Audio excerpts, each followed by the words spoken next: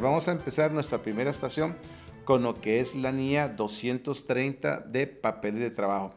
El contenido de esta presentación va a ser lo que es la norma común todo, los requerimientos de esta norma, los requisitos de esta norma, el contenido a desarrollar en los papeles de trabajo, en los diferentes dictámenes que vamos a tener, el diferente compendio de lo que son esos papeles de trabajo. Posteriormente vamos a ver el soporte de estos papeles de trabajo y terminaremos con la estructura de los mismos. ¿Qué son los papeles de trabajo? ¿Para qué nos sirven los papeles de trabajo en una auditoría?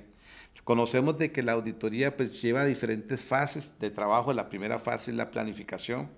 La segunda, pues, es la recolección de las evidencias a través de lo que es el desarrollo de lo que son pruebas sustantivas y pruebas de cumplimiento para poder obtener evidencia suficiente, competente y pertinente y poder fundamentar nuestro dictamen de opinión. Y ahí es donde entran los papeles de trabajo que son preparados por y para el auditor, que son obtenidos durante el desarrollo de la auditoría, tiene una conexión directa con la auditoría.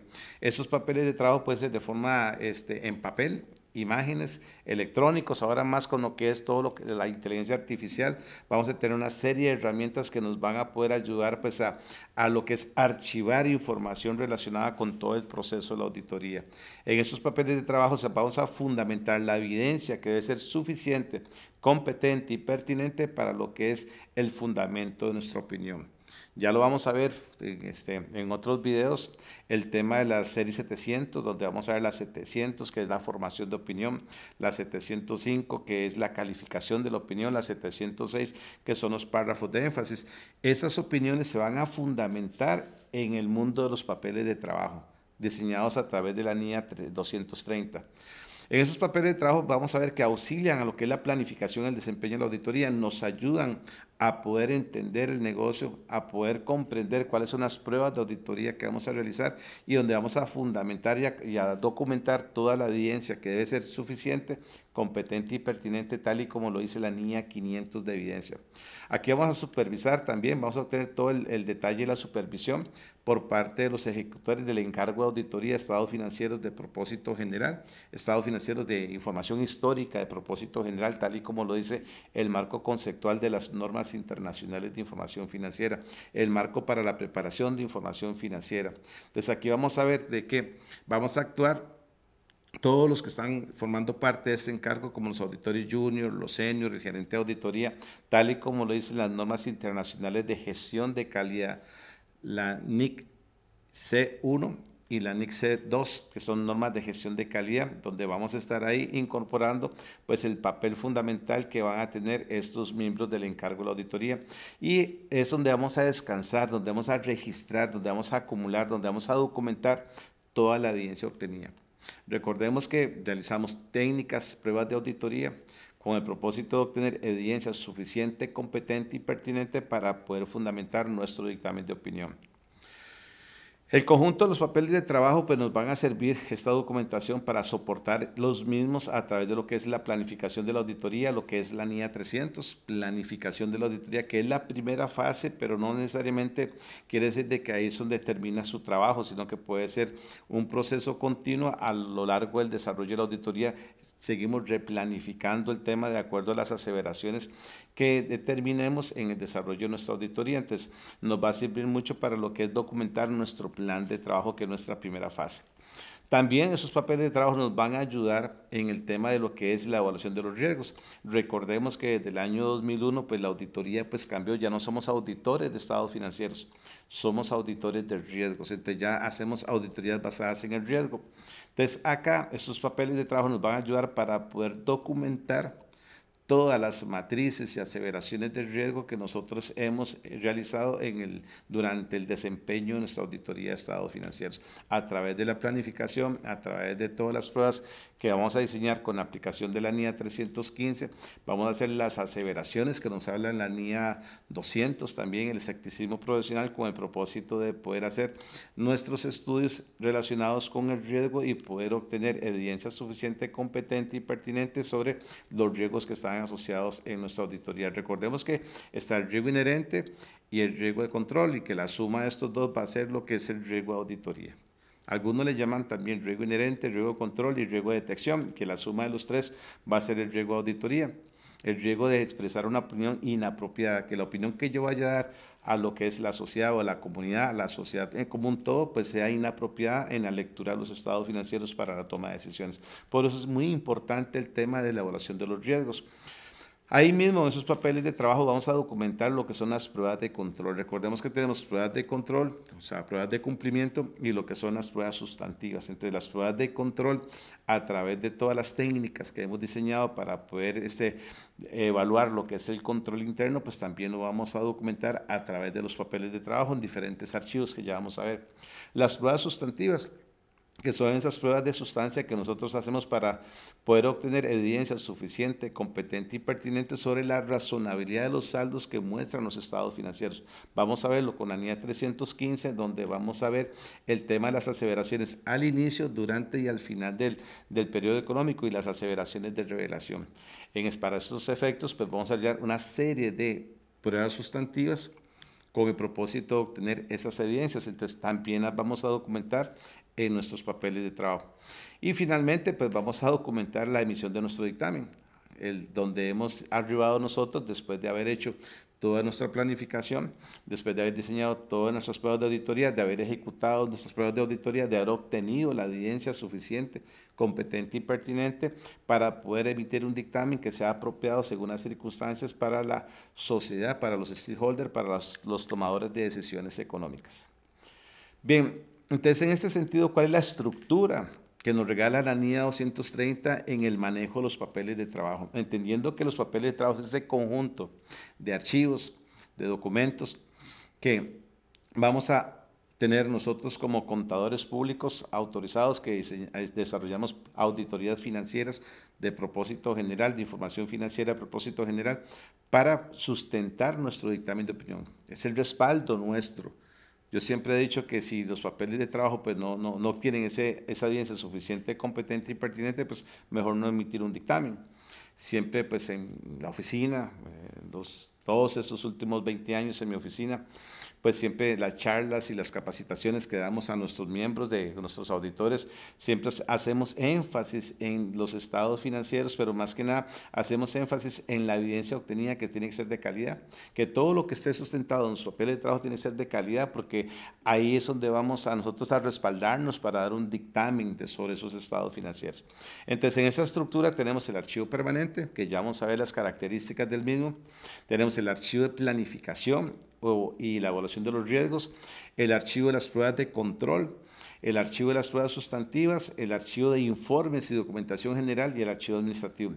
Esta es la estructura que nos regala la NIA 230.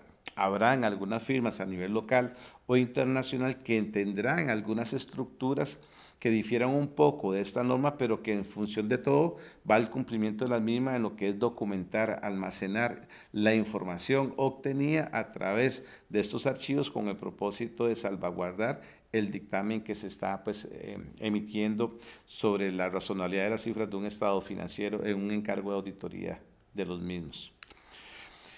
En este archivo permanente lo primero que vamos a ver es el acta constitutiva. Aquí vamos a ver información de carácter permanente en el desarrollo de nuestra auditoría, cuando ya pues firmamos la carta de compromiso a través de lo que establece la NIA 210, carta de compromiso. Ya nos comprometemos nosotros con nuestro cliente en el desarrollo de una auditoría de estados financieros de propósito general. Entonces vamos a tener información de carácter permanente, que probablemente vamos a ser auditores recurrentes.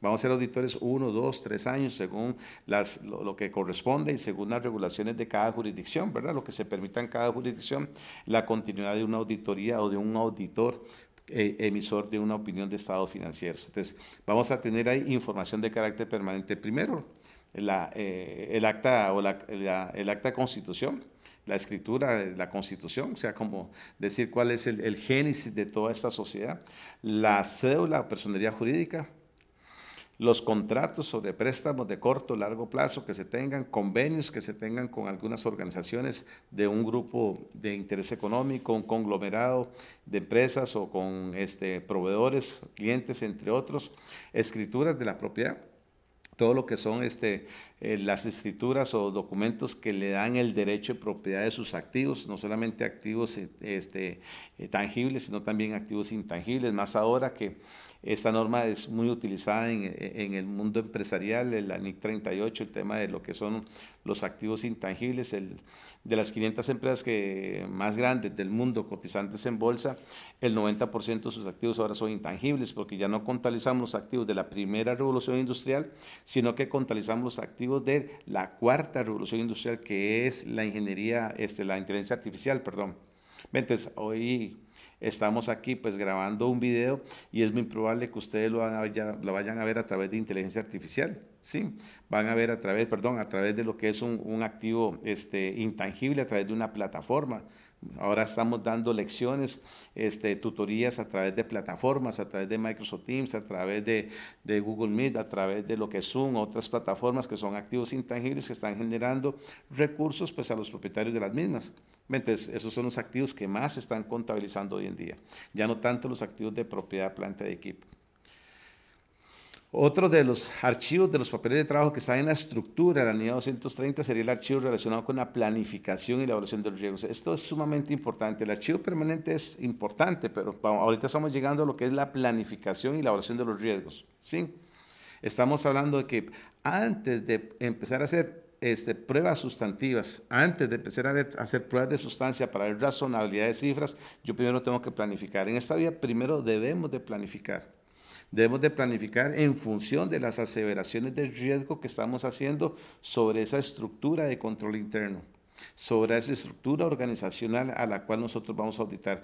Necesitamos saber cuál es el nivel de confianza que nosotros tenemos para poder hacer nuestro trabajo de auditoría. De lo primero, la planificación de acuerdo a los criterios de la NIA 300, es lo primero que vamos a hacer. Y luego vamos a evaluar los riesgos de acuerdo a lo que establece la NIA 315. Los riesgos que están asociados: riesgo reputacional, riesgo político, riesgo de crédito, riesgo de liquidez, riesgo de crédito. O sea, dependiendo del área económica, del modelo económico de la empresa en la cual nosotros estamos realizando nuestro trabajo de auditoría, pues vamos a evaluar los riesgos que están asociados a esta entidad en función de lo que es el riesgo inherente, que es el riesgo que está pues inmerso en cada una de las actividades. Es el riesgo que pues siempre vamos a enfrentar nosotros en el desarrollo de toda actividad de auditoría financiera. El riesgo de control, que es el riesgo de las deficiencias de control interno o la ausencia de controles internos, ausencia de manuales de políticas de control interno que busquen minimizar los riesgos a niveles aceptablemente bajos. Y el riesgo de detección, que es mi incapacidad como auditor de poder detectar riesgos, ¿verdad?, que vayan a incidir en la razonabilidad de la opinión que yo voy a expresar, que va a incidir en esa opinión, ¿verdad? Que puede ser una opinión inapropiada para que los inversionistas pues, puedan tomar decisiones informadas con mayor criterio a la luz de que un profesional en contaduría pública pues, ha expresado una opinión sobre esos estados financieros. Entonces, en esta documentación, en este apartado, en esta estructura, pues tenemos primero conocimiento del negocio. Si voy a hacer una auditoría, primero tengo que conocer del negocio. Si voy a hacer una auditoría de bancos, tengo que conocer el modelo de bancos, tengo que conocer las regulaciones del banco. Si voy a hacer una auditoría de una universidad, pues tengo que conocer del marco legislativo de una universidad, todas las normas que debe de cumplir. Si voy a hacer una auditoría de una empresa agrícola, pues tengo que conocer de todo lo que es el proceso productivo agrícola de ese activo. Si voy a hacer una auditoría de una empresa de servicios, pues tengo que conocer de todo su marco legal. Si voy a hacer una auditoría de una empresa industrial, pues de todo el proceso de producción, tengo que conocer el negocio. No podría llegar a hacer una auditoría si no conozco primero. Entonces voy a tener que apartar, planificar, tomar algunas horas para primero conocer a qué me estoy enfrentando, conocer sus riesgos, ya con el propósito de poder establecer procedimientos de auditoría que van a minimizar mi riesgo como auditor a la hora de aplicar mis pruebas y obtener evidencia suficiente, competente y pertinente. Entonces es importante el conocer primero el negocio. El entorno económico, industrial, legal. ¿En qué jurisdicción estoy? ¿Cuál es el marco legislativo que le compete a esa entidad?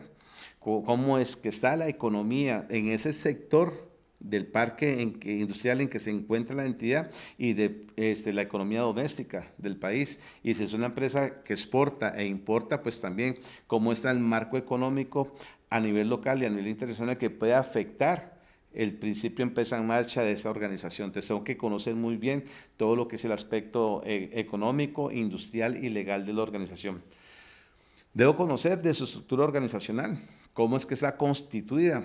Recordemos que las empresas son personas jurídicas que tienen vida. Yo siempre digo que si me corto las venas, pues sale un flujo de sangre. Si no me cuido, pues en los niveles de sangre, pues puedo tener colesterol, triglicéridos. Y si no me cuido de este colesterol, triglicéridos, pues puedo tener un paro cardiorrespiratorio, cardiovascular. La empresa tiene un flujo de efectivo, que puede ser que tenga grasa, que haga que el flujo no fluya como tiene que ser. Yo tengo una estructura de control interno, usted también tiene una estructura de control interno. Como seres humanos, como personas físicas, tenemos una estructura que se fundamenta en la columna vertebral. Si me falla una cervical, una lumbar, una central, puedo quedar parapléjico o cuadrapléjico. Entonces, en este caso, las empresas tienen una estructura organizacional, donde está el consejo o la junta directiva, donde están las diferentes gerencias, donde están los mandos medios, los mandos inferiores. Entonces, habrán algunos que son las cervicales, otros que son las centrales y otras que son las lumbares. Con solo una vértebra que falle, pues podemos quedar parapléjicos. Entonces, en las organizaciones también, con solo que falle una, falla el consejo, falla el gerente financiero, con solo una que falle, la empresa puede estar parapléjica o cuadraplégica y por eso tenemos que evaluar eso. Tenemos que conocer bien su estructura organizacional. Muchas veces hacemos auditoría y no tienen ni estructura, no tienen ni política ni procedimientos de control interno y sucede mucho en empresas familiares. Somos países tercermundistas donde las empresas son familiares y no contamos con estructuras de control interno basadas en marcos de referencia como COSO, COSO 1, COSO 2, COSO 3, ya vamos por COSO 3. Recordemos que COSO 1 nace en el año 92 con el fraude de Ronald Reagan y Oliver North, y ya con lo que pasó con Enron y WorldCom y las 4100.com que quebraron en el 2002, pues nace COSO 2, Enterprise Risk Manager, y ya con la quiebra de Lehman Brothers en el año 2008, pues nace COSO 3. Lehman Brothers, el banco más grande del mundo, y Merrill Lynch, son bancos que quebraron, ¿verdad? Y ustedes conocen toda la historia ya, en este curso pues ustedes también lo ven. Entonces nace COSO 3, que son estructuras, son marcos de referencia de control interno para minimizar riesgos, para evaluar riesgos, para controlar, para gestionar. Entonces las organizaciones deben de tener eso. Muchas veces hacemos auditoría, no existe nada de eso. Conocimiento del sistema de información contable y de control interno. Debo conocer el sistema, si es SAP, si es QuickBooks, ¿ya? El que sea, el ERP que sea integrado o no sea integrado, debo conocer cuál es ese sistema de información y de su estructura de control interno. Vea que antes de hacer pruebas de sustantivas, yo tengo que conocer primero, conocer a qué me voy a enfrentar. Yo siempre hago la analogía con el fútbol porque me encanta mucho y porque jugamos fútbol en algún momento, ¿sí? Entonces, siempre pongo la analogía cuando fuimos al Mundial del 2014. El entrenador, el primer partido lo ganó 3-1, pero pasó horas de horas estudiando videos, estudiando los jugadores individualmente y en su conjunto para conocer cuáles eran sus ventajas y cuáles eran sus desventajas, cuáles eran sus falencias. Entonces, ese partido lo gana 3-1 porque él conocía cuáles eran los riesgos y cuáles eran las ventajas que tenía el equipo rival. Y en conferencia de prensa dice, les gané por arriba, yo sabía que les podía ganar por ahí. Ve, él analizó, vio los riesgos, los estudió, fue al laboratorio, planificó, salió con una estrategia para enfrentar el riesgo y tuvo éxito. Nosotros los auditores somos iguales. Primero conocemos el rival, en este caso es que es la empresa que nos está contratando, lo podemos ver así entre comillas como nuestro rival. Vemos, conocemos sus riesgos, conocemos sus falencias, conocemos por dónde le va a estar oliendo más en el tema de la estructura de control interno y con base en eso, de esa información recolectada, nosotros llegamos a la oficina, planificamos y diseñamos una estrategia para poder aplicar procedimientos de auditoría y obtener evidencia suficiente, competente y pertinente para poder expresar una opinión. Bien, una vez que conocemos todo el sistema de control, pues vamos a hacer revisiones analíticas, NIA 520. Vamos a ver comportamientos de algunas cuentas en el balance, ¿verdad? De cuáles son las mismas con relación a la misma industria, a sus mismos estados financieros, al mismo comportamiento operativo que tiene la empresa y el comportamiento que tiene el mercado. Entonces vamos a ver, hacer revisiones analíticas financieras y no financieras. Entonces aquí me acuerdo una vez, por eso le digo que eso es un viaje de conocimiento y de experiencias, ¿verdad? Me acuerdo una vez en una auditoría de una finca bananera. Nos contratan porque probablemente había un fraude y hacemos la auditoría y todos los estados financieros pegan, están bien, no hay ningún problema, pero tienen pérdidas, pérdidas, pérdidas. Entonces hacemos una revisión analítica de elementos financieros y no financieros. Bueno, la finca tiene 250 hectáreas, cada hectárea tiene 1.800 matas de banano, esa es la población. Cada racimo de banano me va a dar 1.20 cajas de banano. Entonces ve que yo tengo estadísticas y con esas estadísticas yo sé cuál es la merma. Entonces ya yo sé cuántas cajas de banano voy a exportar en el año porque tengo estadísticas de fruta. Ya yo sé cuál es el precio por caja de primera y de segunda. Entonces ya yo sé cuánto debería de contabilizar la finca de banano en un año. Y cuando hacemos la revisión analítica, vemos los estados financieros, las cifras que están en las cuentas de ingresos versus las estadísticas de fruto, falta plata. Aquí hace falta algo. Entonces, nos vamos a la finca, a caminar a la finca, Limón, toda una semana, y determinamos que la fruta la estaban sacando por 2 plantas empacadoras y la finca solo tenía una, o sea, se estaban robando la fruta. Estaban robándose la fruta por otra finca bananera y el fraude fue de $2 millones. ¿Ve? Eso a través de una revisión analítica. Pero eso lo vamos a ver con la NIA 315, donde hacemos las aseveraciones de riesgo. Bien, evaluación de los riesgos inherentes y control de cualquier revisión al respecto. Vamos a hacer revisiones de lo que son los riesgos inherentes. Ok, es el riesgo que yo no voy a poder eliminar nunca, es inherente, siempre está ahí. Es el riesgo que yo voy a tener que gestionar, porque todo negocio pues conlleva un riesgo y por eso decimos que el riesgo es inherente. Vamos a hacer nuestras revisiones y evaluaciones de lo que son los riesgos de control a través de algunas matrices que vamos a ver en la NIA 315. Vamos a ver ese manejo para poder ver cuál es ese riesgo de auditoría, ese riesgo de que yo dé una opinión inapropiada. ¿Sí? Habrá muchos casos y analogías que podemos poner acá. En exámenes médicos, los médicos pues hacen sus biopsias y las llevan al laboratorio y de repente pues no salió nada en la biopsia. Y probablemente pues la población, el universo donde tomó, pues no lo consideró en todo su esplendor. Y probablemente pues esa población sí tenía alguna situación que comprometía la salud de la persona.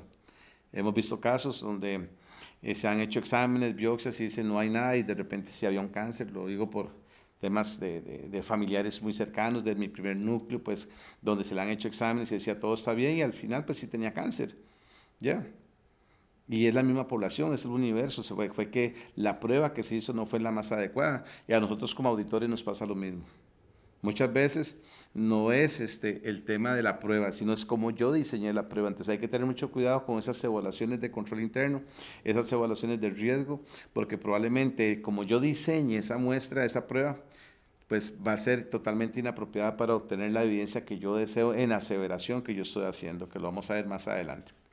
Análisis del trabajo del auditor y de la auditoría interna. Entonces vamos a ver el análisis de otros auditores, en caso de que pues, la entidad pues, ya ha sido auditada por otros colegas en su momento, el trabajo de la auditoría interna, el trabajo de expertos, como lo dice toda la serie 600, ya, el uso del trabajo de terceras personas, y memorandos de planificación. O sea, vamos a hacer algunos memorandos sobre el tema de lo que es la planificación de la auditoría, y va a estar dentro de este apartado la estructura. Luego vamos a tener también lo que es la matriz y la evaluación de los riesgos. Ve una matriz de riesgos. Ustedes la van a ver claramente con sus compañeros tutores, con nuestros compañeros tutores, van a trabajar toda una matriz para ver lo que es la materialidad, el error tolerable.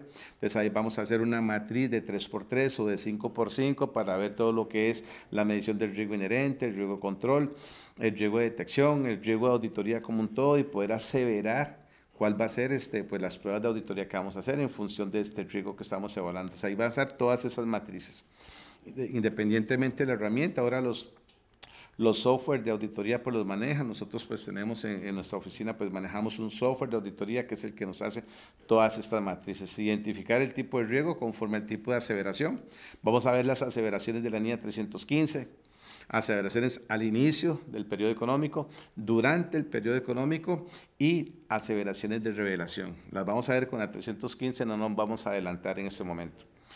También vamos a ver cómo se definen los controles con los que cuenta la entidad, cuál es el establecimiento, los niveles de autoridad, quién es el que establece todo el tema de gobernanza en cuanto a las estructuras de control interno de la organización a la cual usted está haciendo la auditoría de estados financieros. Se define el tipo de pruebas de control para los riesgos identificados y las pruebas sustantivas. Entonces, vamos a nosotros, una vez hecho lo que es la evaluación de esos riesgos, la evaluación de toda la estructura organizacional, entonces vamos a diseñar procedimientos. Como le decía con el equipo de Costa Rica en el Mundial, el entrenador pues estudió, analizó, identificó riesgos, entonces hizo una estructura, una estrategia con los jugadores que él consideró que podían entrar en el engranaje, ¿verdad? Para poder jugar esa línea que él jugó y le salió casi que a la perfección. Entonces nosotros somos iguales, vemos los riesgos, los analizamos y dice, tengo ese riesgo, tenía 330, respuesta al riesgo evaluado. Entonces aplico la NIA 330 y voy a ver cuál es la prueba de auditoría que yo voy a realizar de acuerdo al riesgo que yo evalué y de acuerdo a la aseveración que yo hice. Recuerde que la aseveración es sinónimo de cuestionamiento o sinónimo de afirmación. Por ejemplo, recuerde que tal vez en algún momento en su vida, pues usted dijo, usted me está cuestionando mal a mí. Ve, cuestionarse, como dicen los argentinos, cuestionamiento. Nosotros decimos aseveración. Los españoles dicen afirmación, ¿ya? Pero son sinónimos. Aseveración, cuestionamiento, afirmación es exactamente lo mismo. Los mexicanos dicen afirmación. ¿Sí? Nosotros le llamamos aseveraciones. Entonces, nosotros vamos a hacer aseveraciones sobre inventarios, aseveraciones sobre las estructuras de control interno, aseveraciones sobre propiedad, planta y equipo, aseveraciones sobre todo lo que son instrumentos financieros, sobre todo lo que es el tema del proceso productivo. Hacemos aseveraciones aplicando lo que es el escepticismo profesional y lo que es la diligencia que debe aplicar un contador público en el desarrollo de su auditoría. También pues vamos a ver el efecto de las conclusiones en el desarrollo de nuestra matriz de evaluación de riesgos. Luego vamos a ver el archivo de las pruebas de control. Vamos a identificar lo que es el riesgo conforme a los tipos de aseveraciones, que los vamos a ver en la NIA 315. Vamos a ir identificando ahí todos los riesgos a los cuales nos vamos a enfrentar nosotros como auditores y cuál es la prueba de auditoría que vamos a aplicar para minimizar ese riesgo a niveles aceptablemente bajos. Recuerde que los riesgos no llegan a cero, los riesgos se minimizan, ¿ok? Vamos a definir los controles y las pruebas que vamos a utilizar para la entidad y vamos a definir el tipo de pruebas de control que vamos a realizar de acuerdo a las identificaciones y las conclusiones correspondientes. Y vamos a pasar de aquí a lo que es el archivo de las pruebas sustantivas. Ahora sí, vamos a llegar a las pruebas de sustancia, donde nosotros vamos a confirmar la razonabilidad de las cifras que muestran los estados financieros. Si dice que hay $1 millón en inventario, bueno, confirmar que realmente existe $1 millón en ese inventario. Entonces vamos a realizar muchas pruebas sustantivas. Entonces las vamos a documentar todas esas pruebas en los papeles de trabajo en este archivo que se llama archivo de pruebas sustantivas, donde vamos a tener las pruebas de efectivo, equivalentes de efectivo, instrumentos financieros, las cuentas por cobrar, los inventarios, propiedad, planta y equipo, activos intangibles, documentos y cuentas por pagar, documentos por cobrar por pagar de corto y largo plazo, activos por impuesto diferido, pasivos por impuesto diferido, cuentas patrimoniales, cuentas de ingreso, cuentas de gasto. Todas esas partidas de importancia relativa, de acuerdo a las aseveraciones que nosotros vamos a hacer, pues vamos a hacer pruebas resumen, pruebas sumarias, pruebas analíticas, ¿sí? Vamos a hacer una serie de pruebas con el propósito de poder determinar la razonabilidad de esas cifras. Entonces, esas pruebas las vamos a llevar a lo que llamamos el archivo de las pruebas sustantivas. También aquí en este archivo de pruebas sustantivas vamos a tener lo que es el informe de auditoría, como un todo, los balances de comprobación auditados, ya todo lo que es el conjunto de estados financieros, en este caso, lo que es el balance de situación, el estado de resultados y resultados integrales, el estado de cambios en el patrimonio, el estado de flujo efectivo, las cédulas de los ajustes, en caso que existan ajustes, en función del incumplimiento de normas contables, situaciones de errores, situaciones de impericia, de desconocimiento del marco de referencia, en este caso la NIF o la NIF para pymes o la NIC-SP si es una entidad del sector público.